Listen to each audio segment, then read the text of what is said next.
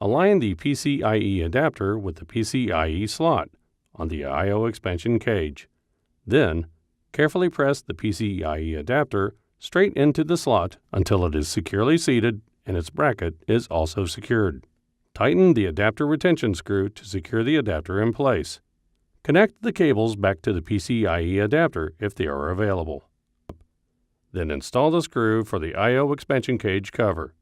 Install the system fan cage assembly. Install the air baffle. Install the top cover.